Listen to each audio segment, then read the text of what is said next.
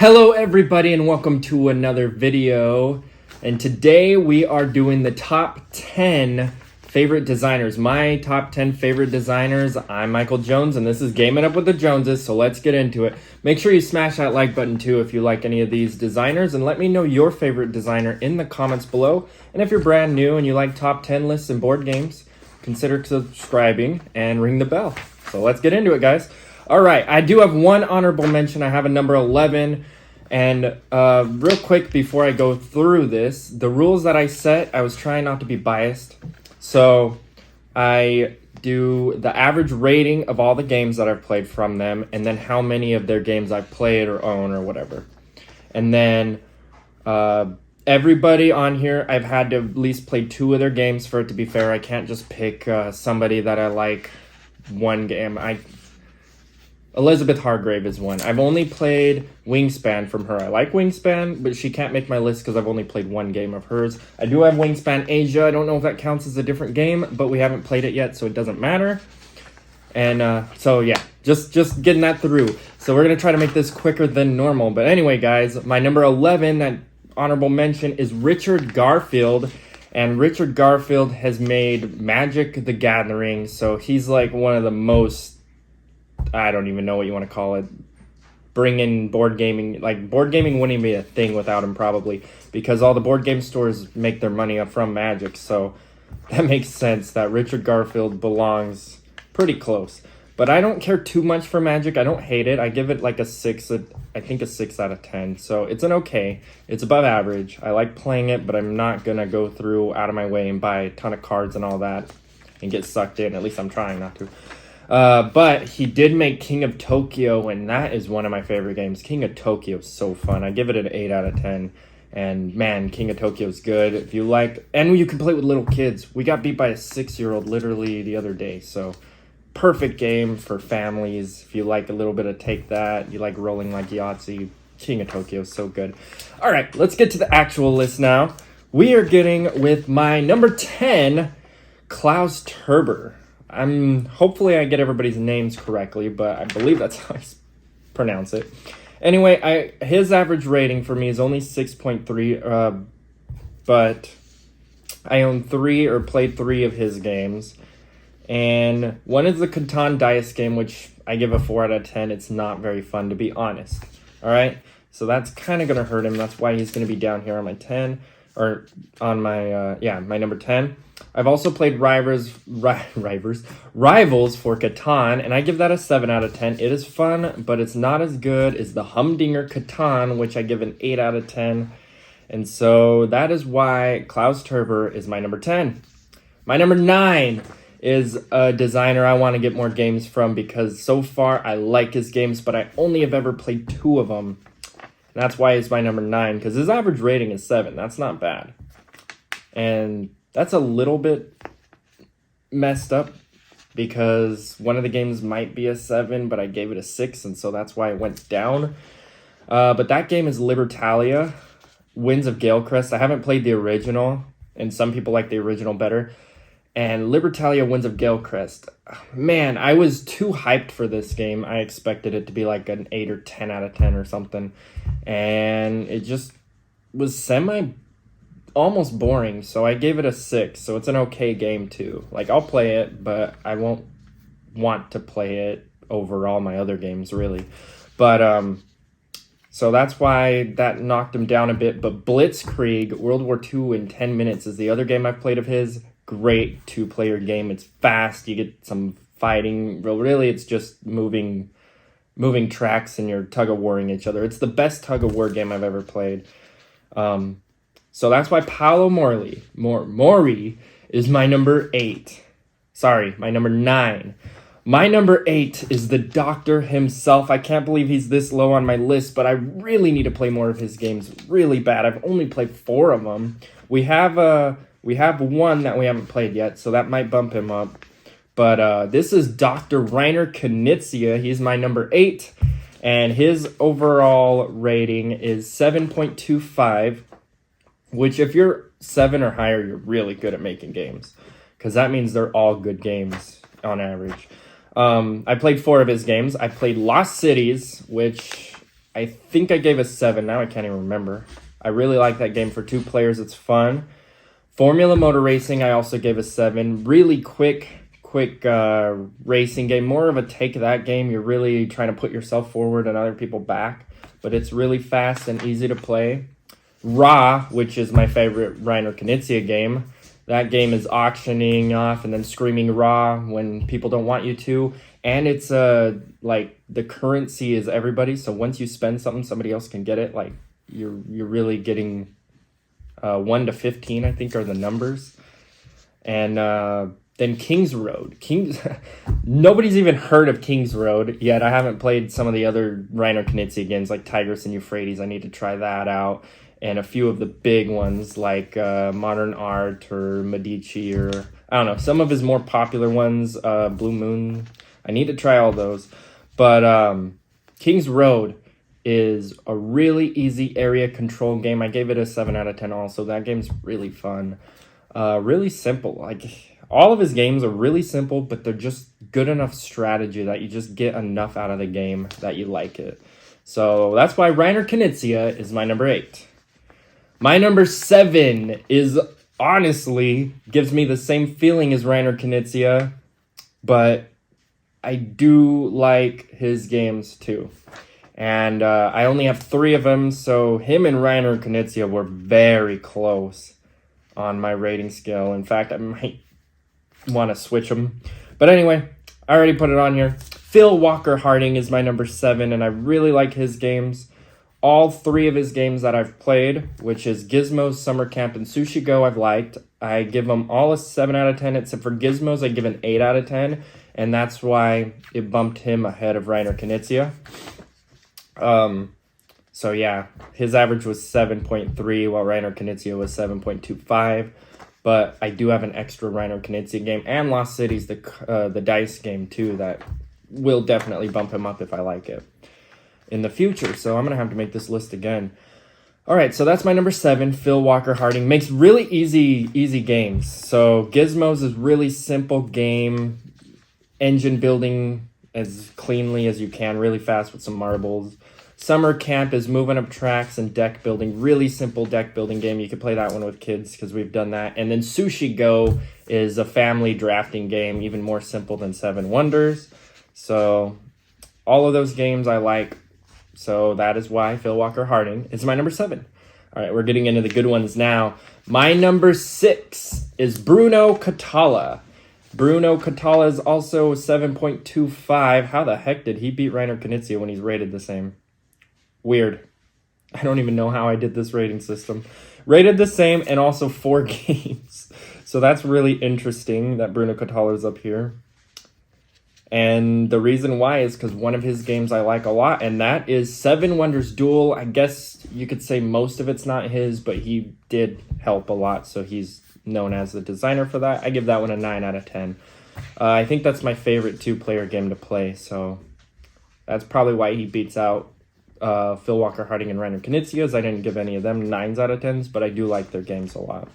Other Bruno Catala games, Five Tribes is really fun. It's kind of like Mancala, but strategic and a lot more game to it, so that's fun. King Domino is a good game, I would say, for kids. It's kind of boring to me now, so I only give it like a 5 or 6. I can't even remember. So I don't really want to play King Domino, but if I was playing with like little kids, I would like King Domino. It's basically dominoes, but with lands, and they score a little differently than regular dominoes. So, and then the last one that I've played with Bruno Catala is Shadows over Camelot. And that game's really fun. I don't own this one, but it's really good. You can have a hidden trader, but mostly it's cooperative.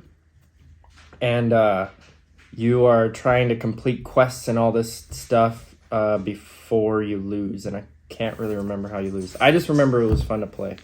And we lost. And we didn't even have a hidden trader because there's a chance that there's not even a trader. So if there was a trader, we really would have lost. But yeah, that is my number 6, Bruno Catala. My number 5 is the only designer that I've met in person, and that was really cool. At the World Series of Board Gaming, I had to talk to him for like 10 minutes. I should have recorded it because it was kind of like an interview. I just asked him a bunch of questions trying to learn because designing board games is really cool to me. And that is John D. Clare, and I would love to put him higher, on my list, but some of his games are just good, and some of these guys coming up, their games are great. I haven't played all of the popular ones, though, from John DeClaire, so he can jump up the list. I haven't played Mystic Veil, which I would like to try that. I haven't played... I mean, there's so many games that he's designed that I haven't played that I would like to try. But he still has some good games. Cubitos and Space Space, I give both of those a 7 out of 10. They're both good games. They're both... Well, Space Space is engine building with the mechanics kind of like Catan, where you roll the dice and you get stuff on other people's turn. That's kind of cool. And then Cubitos is a racing game, but you're building a pool of dice, so your dice slowly get better and better as you go too. Really, it's kind of interesting how that game's fun when it's almost a roll to move with extra steps. But for some reason, because you're getting better at stuff, it just is fun. So those are both 7 out of 10. But my favorite game that I've played with, not only of John DeClaire's, but I got to play it with John DeClaire, and that is Ready, Set, Bet. Man, that game is a blast. It's almost not even a board game, too. Like, you're just screaming and having fun at that one. That is the party game. Ooh, earlier today on a short video, I said Codenames is my favorite party game. I think it's Ready, Set, Bet, actually. Because that game's fun even to watch. So, those have a little bit of a fight there. But anyway, I got off track. Ready, Set, Bet is a horse racing game, but it's in real time. So you're throwing chips on the board. And once somebody takes a spot, you can't bet on that spot. So you kind of want to wait a little bit so that you don't go too crazy and bet on stuff that's going to lose. But you definitely don't want to go too late, like I do, and have nowhere else to put your chips, or the race is over before you even used all of them. So I don't know. That's how I play it, but sometimes it works out. Anyway, that is my number 5 favorite designer, John DeClaire. My number 4, I only have 2 of his games, and I guess I'll shove in another one with him. But anyway, that is Shem Phillips.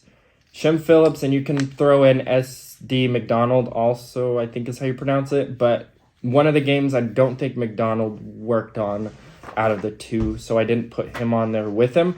But we do have Wayfarers I haven't played yet, so if I like that game, it's going to shoot him up the list even more probably. But anyway, the 2 games I've played that I give both 8 out of 10s is Raiders of the North Sea. That was just Shem Phillips, if I'm not mistaken. And then Architects of the West Kingdom by both Shem Phillips and S.J. McDonald or S.D. McDonald. S. something McDonald. Anyway, those games are both great, and I would love to get more of those Garfield games, because so far they've been boom. I like both of them that I've played, so really like it. Worker placement is probably my favorite mechanism too, as you're going to see later on my list. But, cough, cough, that might have been a spoiler. But anyway, my average rating for him is 8, so that's really good. We're getting into the great designers now. All right, so that was my number 4. My number 3 is Anthony Barza. I can't believe he made it this high up on my list. But Anthony Barza, I'm sorry if I'm not pronouncing it correctly, he is my number 3. I give him an average of 7.7, but I have played another game of his, so that's why he makes it up the list over Shem Phillips. As of right now, I'm sure that's going to change. No offense to him, but Shem Phillips' games I've liked more on average so far. But anyway, Anthony Barza, I've played 3 of his games. I've played 7 Wonders, which is good. Did I give it an 8 or 7? I can't even remember. I must have given it an 8. Anyway, 7 Wonders is a good game. So that one's fun, easy drafting and stuff. And 7 Wonders Duel is, like I said earlier, the best 2-player game out there that I've played. I give it a 9 out of 10. The only 2-player only game that I give a 9 out of 10. So it's an excellent game. And then Hanabi is the newest one that we just played recently, and I'm pretty sure I'd give that one a 7 also. It's a good game. I do have an issue with the scoring, the same way I have an issue with the scoring on the game Just One, is I want to either be told I win or lose. I don't like, try to beat the score. It takes a little bit of fun out of it. If Hanabi had a better scoring system at the end, like, all they had to do is say if you got 18 or more points, you win or something. That way you know if you win or lose instead of just, I got a higher score than I've had before. that would probably bump it up to an 8, and then that would bump Baza up to an 8. But oh well. So that's my number 3, Anthony Baza. His games are still really good though. All right. My number 2 favorite designer. I can't believe he made it on this list. I've only owned 2 of his games, but they are both in my top 10 of all time. In fact, I think they're both in my top 5 of all time. They're both the same theme too, but they definitely play differently. So that's really nice about it. If you want a fast one or sprint or whatever, man.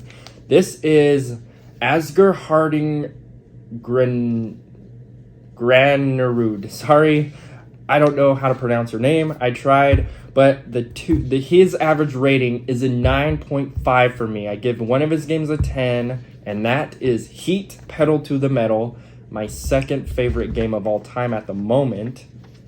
That game is the best racing game, hands down. I think I talked about this in my last big video, in my underrated games, if you want to go check that out. And then also, his other game I give a 9 out of 10 is Flamme Rouge. And man, I can play both of these. You ask me to play either one, I'm down. 100%, I don't care. I'm playing them. Love both those games. They both play differently, but they play similarly. But they feel different. And that's all you have to do to count as 2 different games to me, is they do not feel the same. And man, they're both very good racing games. So if you like racing, look for those 2. Heat Pedal to the Metal and Flamme Rouge. Those are both great racing games. They're not super light games. Flamme Rouge is a little bit lighter than Heat, but they're not too complex either. Like, you can definitely teach some people how to play them pretty easily. So anyway, that is my number 2. Asger Harding Granerud. Sorry, I don't know if I pronounced your name right. I probably didn't, but people know who it is. Anyway, my number 1 favorite designer of all time. If you watch my channel regularly, if you're a subscriber, you already know who it is. But man, I like every single game that I've played as his. We own 5 of them. My average rating for him is 8.2, but I've played more games of his than others, and I like them all. And he also is the designer of my favorite game. This is Uwe Rosenberg. Man, Uwe Rosenberg can make some games, guys. I'm telling you. Anyway, I'm just going to list off his games and what I rate him out of 10, just so you know. Agricola, 8 out of 10. Le Havre, 10 out of 10, my favorite game. A Feast for Odin, 9 out of 10. Patchwork, 7 out of 10. And New York Zoo, 7 out of 10. Those are all the games that I've played of Uwe Rosenberg, and all of them are 7 or higher. Like, that's crazy. They're all good games. They're all fun. If you ask me to play them, I'm probably going to. Patchwork and New York Zoo, I might not want to play over other games sometimes, but you ask me to play Agricola, Le Havre, or A Feast for Odin, and I'm down. I really want to try Caverna. I really want to try Fields of Arle. I really want to try Ora Labora. Like, those are probably the next steps of Uwe Rosenberg games to get. I can't think of anybody else. Maybe some of the 2-player games, but they're not rated as high, so I'm not sure how good they are. I don't know if the Le Havre 2-player game is as good as just playing Le Havre at 2 players. I might get it just to try that out. In fact, it might be a little cheaper than other games, so I might try that out. But anyway, I don't know if I'm getting off topic. Let me know who your favorite designer is. Let me know if you agree with my list. Let me know if one of these designers you think are bad and shouldn't be on a top 10 list. These 11 that I gave you are the only designers that I have at least 2 games of. So I basically had a pull of these guys and put them in an order, and honestly, I like them all. So that's really good. Well, that's probably why I have at least 2 of their games instead of buying one of their games and then being like, all right, I'm done. But anyway, smash the like button. Let me know what you want to see on another top 10 list. I believe tomorrow's video, I could be wrong, but it should be our top 10 games to start a collection. No, top 10 games that every home should own. That one's going to be fun. That list was hard for me to make. So stay tuned for tomorrow. Make sure you subscribe, ring the bell so you don't miss that. It should come out tomorrow. If not, it'll be the next day. But yeah, that's going to be a good one. And if you want to see any more of my top 10 lists, I should have a couple videos here to click on. And we'll see you guys in the next time. Bye, guys.